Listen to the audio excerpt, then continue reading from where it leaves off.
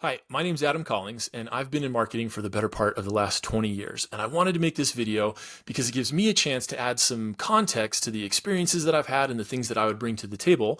And it gives you a chance to hear me and experience my communication style so that you can get a sense for, would this person be a good fit on our team? And does his experience and the way he approaches things, would it line up with what we're trying to do here? Normally I'd have this edited up a little bit more, so you'll have to bear with me on the raw nature of this. You might, notice that I've got a couple charts and things like that I might reference. So forgive me for that. Then there are some timestamps down at the bottom with the chapters in YouTube. So if you did want to skip around, you totally could. All right. Marketing for me is about creating connection. So that's the foundational element, the thing that you need to know about me. It's about creating that connection. The framework that I use for that is I love to start with the customer journey framework. So we're saying, hey, someone has a problem, and we all go through this. When we have a problem, we go, oh, I didn't know I had this problem, and now I know that I have this problem. Now, is there a solution to this problem? Okay, what are the potential solutions, and how would they maybe work within my life? And then I take in that solution, and then I use the solution, and then I talk about the solution. So that applies to everything from I'm hungry and now I want to go to what are my restaurant choices. I could go high end, I could go fast casual, I could go fast food. Those are my different potential solutions. Okay, I've chosen that I'm going to go fast food. Now, which one of these? I'm comparing products.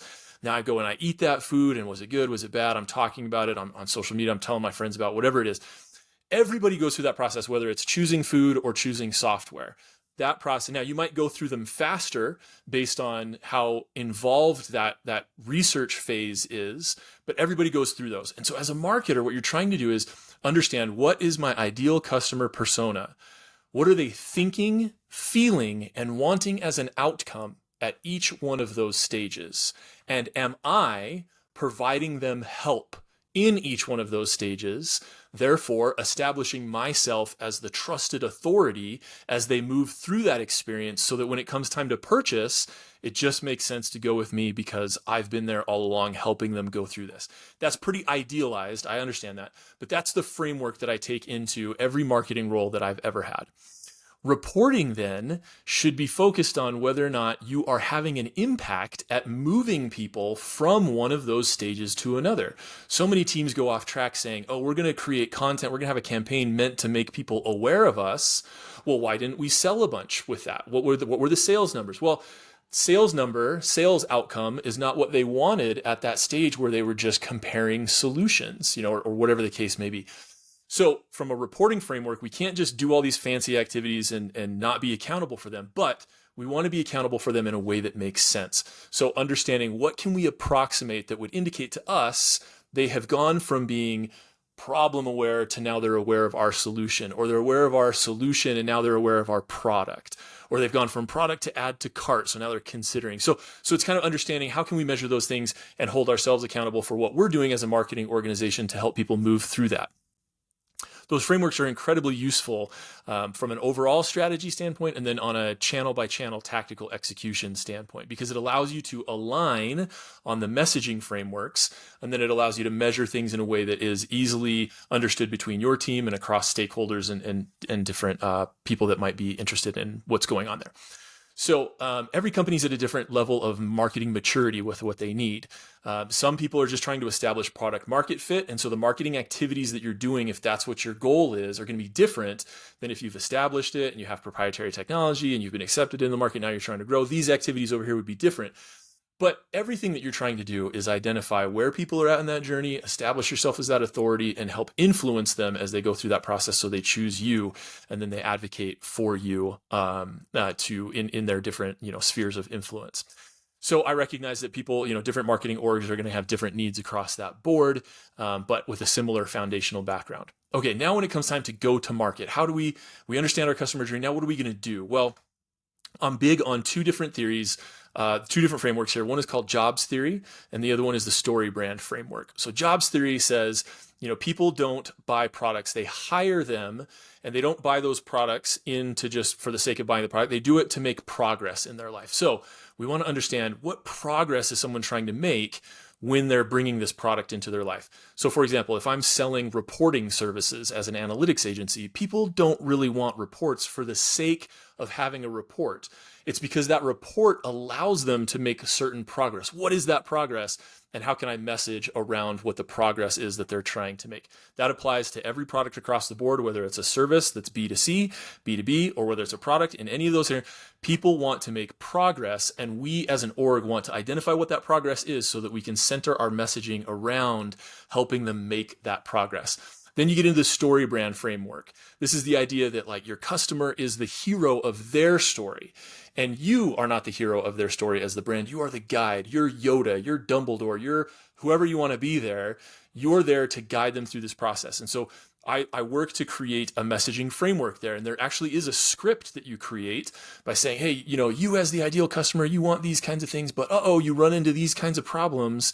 And we have a solution for that. You can do 1, 2, 3 things to help you avoid failure and achieve success, or avoid failure.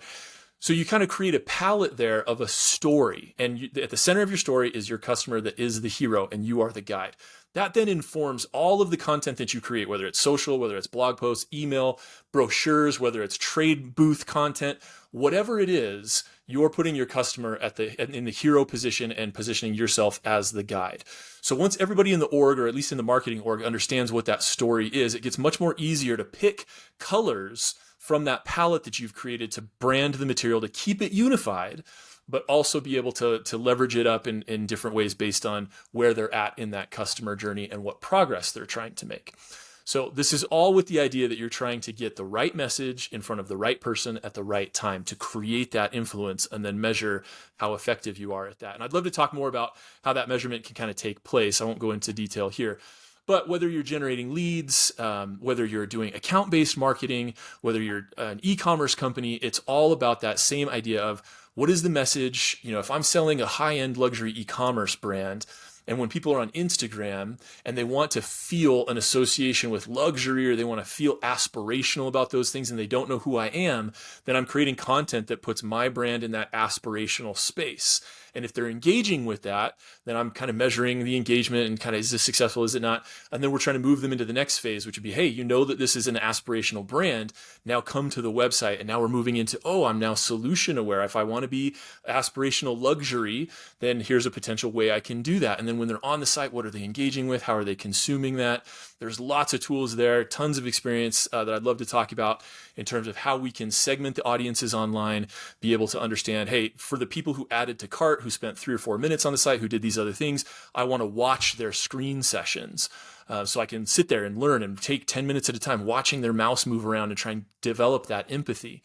Or are we, in an exit pop when people are leaving, are we trying to incentivize them to sit down into a Zoom interview and be able to give us like really rich feedback on like what their problem was and what solution and why they left?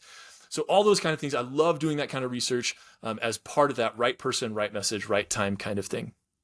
In terms of leadership style for me, what you should know is I very much love to follow the entrepreneurial operating system. Has been my default method of operation. There's an entire book series here that supports how to run organizations and whether it's a team within an org or the whole org itself. I want to state though, if your organization has a methodology that they use for running annual planning and quarterly planning and weekly planning, all that stuff, I am happy to adopt those. In absence of those, I would be taking, okay, what's the annual goals? Where does the marketing team fit into that? What are we in charge of? What are we accountable for? And then building an annual plan and then a quarterly plan. The quarterly plan is pretty important. The annual one is as well, but quarterly determines a lot of our daily actions. The way that I approach management, and this will get all the way down into the one-on-ones, is that everyone on the team is going to be measured by a number or by a done, not done operator. Some people's processes can't really be well measured by numbers, but typically in a marketing sense, there are numbers that can be measured. We want people to be accountable for those numbers, not in the accountability sense that like, hey, if you don't hit this, you're fired, but in the accountability of sense, hey, this is what you're driving towards. This is the goal. This is the vision. And when you hit it, great. What did you do to get there? And when you missed it, what happened? And how can I, as the leader, help step in and help you see those blind spots or remove roadblocks for you so that we can continue to hit those goals? But if it doesn't get measured, it doesn't get improved. And so you can't just have subjective measurements for your marketing success all the time. So everyone on the team would have a number, myself included. I want to be accountable to that. that number then informs, okay, this quarter, what am I going to do? What are 1 to 3 projects I can work on this quarter in addition to my day-to-day responsibilities? What are a few bigger level things that I can work on to move the needle there? And I want those things to be able to be done within about a 2-month span, so that in the 3rd month of that quarter, I can kind of observe whether or not what I did had an impact. So that in my next quarterly meeting, when we review what everybody was doing, we can together get much and much better at how we choose things, what we choose, how we're measuring them, and continue to improve quarter over quarter in our ability to set proper work for ourselves. That then helps us take in marketing work that's given to us from other organizations, but then also be true to what we're doing as a marketing org to help drive revenue. Okay, so that's the quarterly. Then in the weekly, we're talking about where are you at with your numbers? How are you progressing on that number through the quarter? Typically, those numbers are accumulating on an hourly, daily, weekly basis. So we're looking at those numbers together. Where are we on track? Where are we off track? If we're off track, we're going to circle back and talk about why. We'll do some taskings. We'll come out with like what we can do to assess that. So there's a whole kind of structure I would do for weekly meetings. And then in the one-on-ones, it's an opportunity to build rapport and kind of talk about, hey, how's the week going? We talk about some of those things. And then, hey, now individually, how are you doing with your numbers? Hey, on Monday, you said you were up or you said you were down. What are you doing right? Where can I help? And that's sort of the flavor of the management style that I have from a management by numbers perspective. Now, what I want to do in team building and mentoring is a 10-80-10 principle, where I will work with you on the first 10% of this and get you started. You will do 80% of the middle, and then we'll come back in at that last 10 as a review to understand, as sort of a check-in. Did you do everything that we had talked about? Does this hit the mark? Does it not? Where are we off? What do we need to do different? And ideally, over the course of time, the people that I'm mentoring, that I'm working with, are getting better and better at the things they're being asked to do. But that's sort of the approach there. My core personal values in this is lead by example. One of the things that I bring to the table that is going to be unique about me is that it's highly likely, 99% out of 100, that I have sat in the seat that my teammates are sitting in. Whether it's content creation, social media management, PPC management, email management, automated marketing, whether it's brochure design, whether it's trade booth, whether it's sales, like a sales support function.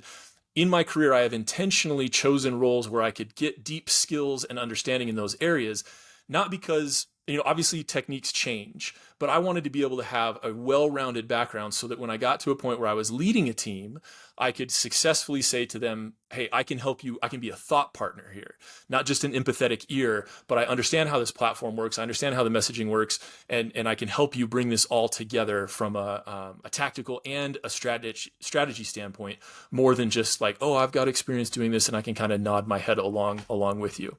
So, I want to lead by example. I want to be patient but accountable.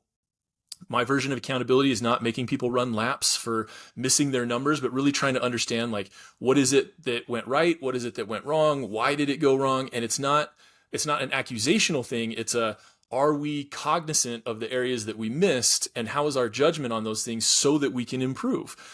Anytime I've done interviews and I ask people, like, what's a mistake that you made and how did you learn from it? It's a really pet peeve of mine when people try and make it look like, oh, it wasn't really my mistake, and then I ended up saving the day.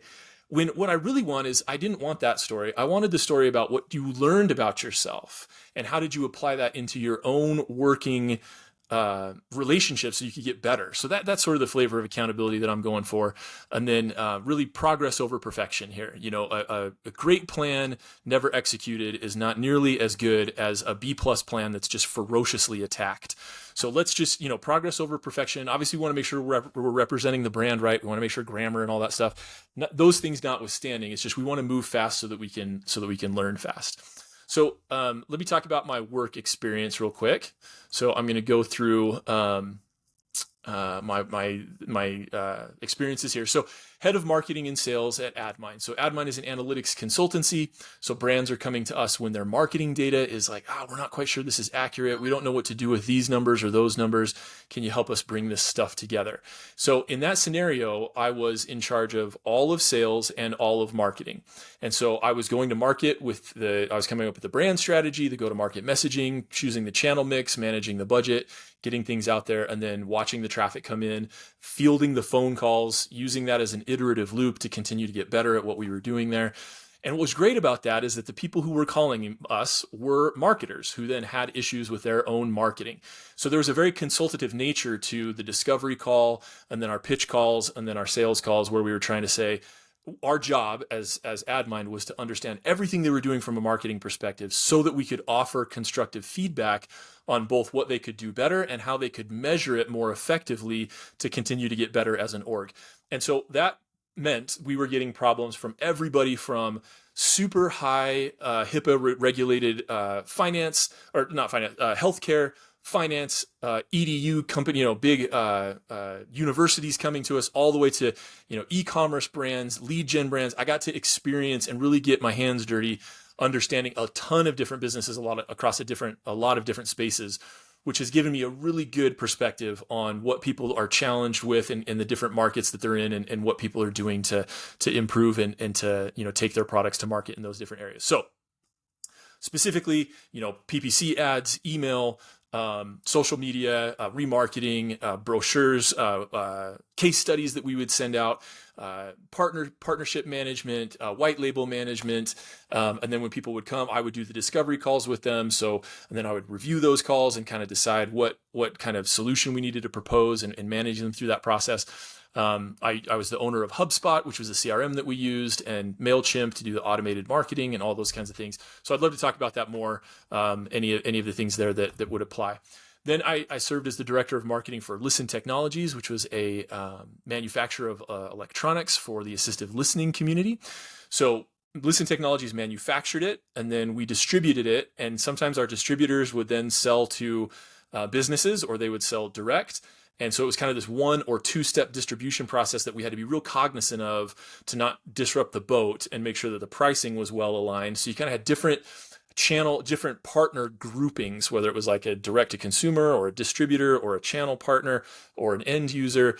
And so making sure that the marketing aligned and the messaging aligned with all that we used. I was part of the team that deployed Salesforce into that organization. So I worked hand in hand with the Salesforce administrator to deploy what we needed on the sales side and what we needed on the marketing side. And then I also oversaw Pardot, and I was in there creating the journeys and doing all that stuff in the automated marketing arm, segmenting the email list, helping my team get better and better at those kinds of things, then handing them off and watching them, do that sort of stuff. We built a new website that had to appeal to both an end consumer and then our partners, and had a login for a portal. And so you're trying to understand how to do that in the best, most organized way possible. And then you have different user groups internally that have needs on that website. So you have a sales team, you have a distribution team, you have all these other stakeholders that you're trying to make sure all have a vested interest in the success of a new site. So I was in charge of all of the digital components of that for all the products.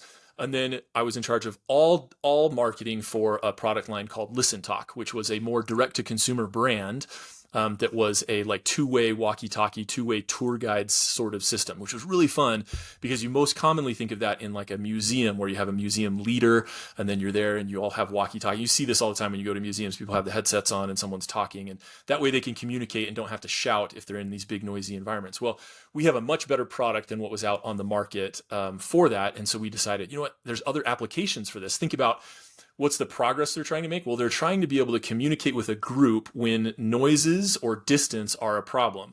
Well, that's not just in museums. Turns out people do facility tours and warehouse tours and all kinds of other places where that becomes an issue. And so we were going into those markets and saying, hey, here's a solution for this, and creating the collateral and the experiences to help people understand that they could use that product in those different circumstances. And that was a really fun way to drive revenue there. Prior to that, I was at Sarah Prognostics, which was a startup in the biotech space. They had identified a blood test that could predict premature birth risk, but you had to take the test at weeks 18 or 19 of your pregnancy. So this ideal customer profile was tricky because it's someone who's at a certain level of their pregnancy and who would be potentially concerned about wanting a $1,000 test that they would have to pay for to predict premature birth risk. And so it was really cool what we did to be able to identify that audience within social media and using Facebook targeting. But what we were up against was getting them enough information that they would go into their doctor and say, hey, I'm interested in this test. Please prescribe this test for me. And at the time, we didn't have any of the trials. None of the trials had been published. We were in the middle of all those trials because it's a 9 to 18 month process when, some topical ointments can be trialed really quickly. If it's a pregnancy test, it takes much longer. So the problem we ran into, although it was really fun to develop that collateral, I would interview doctors, we'd go around the country and do these different things to try and figure out the best way to message it to a more affluent pregnant woman who had a certain time of their pregnancy, and then get them to know what to say when they went in and talked to their doctor. The issue we ran into is that no matter how well you inform them, if their doctor says back to them, you know what, if you're worried about that, we can do these 3 things. You don't need to pay $1,000 for that. It's so hard to find a woman who's then going to go, no, I demand this test. They're just not going to fight with their doctor. So then they switched and decided to go with more of a marketing at the doctors specifically. And the way that you get into them is through sales and field reps. And so our marketing team wasn't needed anymore. And so that's kind of how that one ended. Prior to that, I've worked at massive lead gen operations where I was spending $1 million a month in paid search. I've worked in the fintech space with hundreds of thousands of emails that we were going through and nurturing different campaigns in direct to consumer using social media to drive acquisitions. So lots of experience in those areas. Okay, so one of the things that's on my page here is my content. And what I have here in this section is really just more videos. One of the things I wanted to do at AdMind was establish us as an authority in the space. And so the way we did that was to create a podcast. And we said, it's not because we want to have like a big podcast following, because we didn't have the bandwidth internally to support that kind of a campaign. But I could definitely get people on the phone, on it in an interview style, and have a podcast sort of medium to then use as social media clips across different social media platforms and on our website and in different collateral. And there was nothing more gratifying than this campaign when I would get people on a sales call who would say to me like, oh, you're Adam from those videos. And actually you're in the studio that I saw. What I knew when they would say that, and it started happening on like every other call, once we got this campaign fully up and running, I knew that they had then created a connection with me. They'd created that connection. I had solved their problem, or I had talked about their problem in a way that they go like, oh, this guy knows what he's talking about. Let's schedule an appointment. Let's get on with them. And our close rates got insanely high because people had already experienced our way of thinking prior to even getting on the call with us. So I have one full podcast episode on here, and then an example of like what we would cut up to put on social media. Now that doesn't apply to every brand and every marketing situation, but this is just a creative way that we thought, hey, how can we at scale create some content to be able to publish? So this is, there's probably 20 to 30 assets that would come out of this one podcast recording. We use some AI technology and some different things out there. So I could get to a point where we would record it, and within about 24 hours, we'd have like 20 to 30 different fully fledged assets ready to go across social media platforms and in other different like blogs and emails and different things like that. So super cool there. And then finally here, I've got a list of skills that are kind of organized by subject matter. So I'm big into project management. I do think that marketing teams benefit when they have project management to be holding themselves accountable for like how long is it taking to actually produce these different assets. Asana I'm good with. Monday's my favorite. I've used Teamwork before as well. Then we look at analytics and visualization tools. Obviously things like Google Analytics, Looker Studio, Power BI, those are all big things on my radar. And then SEO, SEM tools. I've had experience with SEMrush. Those are all like tools for evaluating where you're at with your organic traffic. And then you have Klaviyo, and Klaviyo is an automated marketing and email platform, specifically highly used with Shopify. MailChimp. Okay, then in the CRM areas, so Salesforce and HubSpot are the 2 biggest ones out there. I've deployed both of those at different companies, so super familiar and comfortable with those. Then you have Pardot, which is the automated marketing brand add-on for Salesforce. So I've deployed those as well. Salesforce Marketing Cloud, Marketo. Then in the ad platforms, Google Ads, Meta Ads, LinkedIn Ads, I'm familiar with all of those. And then content creation, I'm going to jump out and say like the Adobe Creative Suite, I'm not like the best with creating those kinds of assets. Canva, however, is like the poor man's Photoshop, and I'm phenomenal at using that. And a lot of times I can create polished assets that we are ready to go out the door. But really what I love using it for is when I have the resources or the team or the collaborators to be able to say, hey, here's the vision that I have, and let me mock this up for you. And now you can take it from here and polish it up and get it to that next level. And that collaboration ends up working out really, really well if I can kind of get those ideas into a visual that my more visually inclined, talented teammates can go and take over from there. So hopefully this gives you an idea of what I'm about and the things that I bring to the table. I will say I'm super excited to be part of a team. I want to be somewhere that with some structure, some stability. I've done the startup thing. I've done the growth thing. We're at a point in my life now with family and responsibilities and things like that I just want to be able to settle in to a company where I can help a team win. I can help a brand win. Those are the things I'm looking for. So if you've seen this and you feel like I'd be a good fit, I'd love to talk to you about the role and get more specific, and I look forward to doing that. See ya.